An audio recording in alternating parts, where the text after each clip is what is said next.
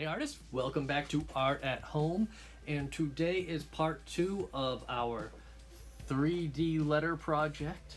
Last week we talked about 1-point perspective, where we used a straight edge connecting to each part of our letters coming from the same point. It looks like the letters are flying right out of this point straight at us. Today we're going to look at how we could use color to enhance that 3D effect.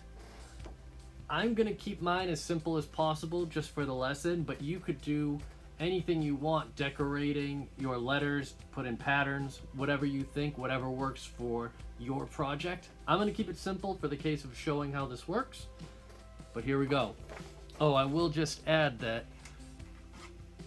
we are going to use different materials. We're going to be using both markers and colored pencils for this project. You don't have to, but you'll see what I'm going for in the effect. If you don't have both, that's fine. We can make it work, but if you have both, give it a shot. Here we go. All right.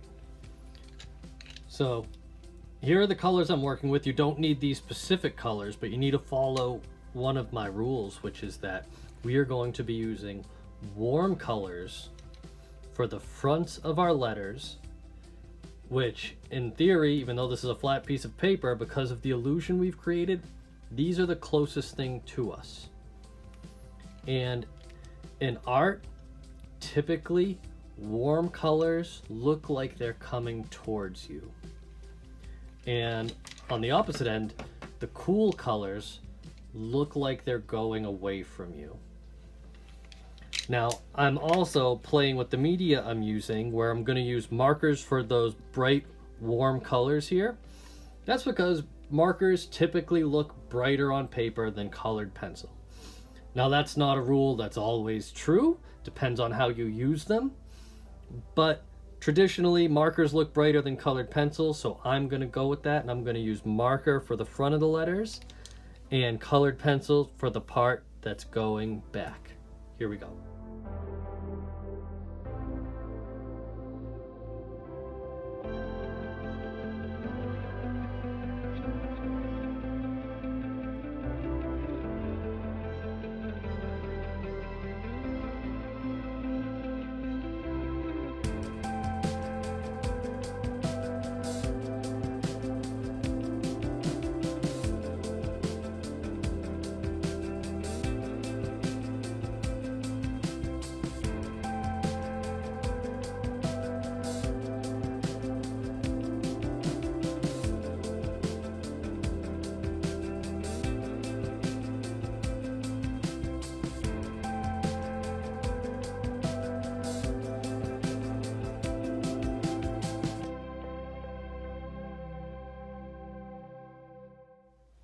All right, now I'm ready to use my cool colored pencils for these spaces that are moving back towards our vanishing point. Now, there's no real rule about this, but you want to think of each of these spaces as a flat plane, like its own flat, say, piece of paper. So this is one piece of paper that's going this way. Then we get another piece that's going up and down. And so the rule that I like to follow is whenever I change planes, I'm going to change colors. So if I'm using this color for this plane, I'll go ahead and change it up for my vertical plane, the one that's going up and down. And that's all there is to it. You may want to use your colors and press a little harder to emphasize some of these lines, and you could take your straight edge back out to do that. Not a bad idea at all. I know whenever I rush and try and do things without my straight edge, I regret it. All right, so that's it. Just make sure you change colors whenever you change planes.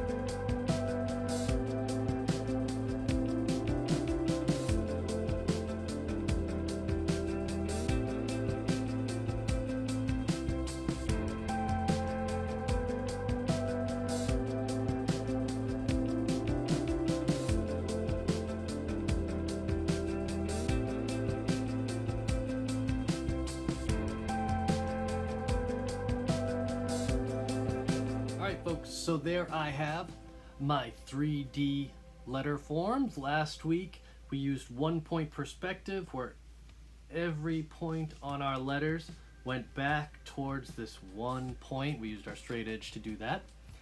This week we used color to enhance that effect by putting our warm colors in the front on our letters and using cool colors as they go farther back. Alright guys, I hope you had fun with this. It's a really cool trick. You could use it for so many things. You might put a sign on your door. Mr. Barry's room, keep out. You might put some cool lettering on a birthday card. You might use it to make a poster. Alright, so many options. Please snap a photo. I can't wait to see what you do. Alright guys, have fun.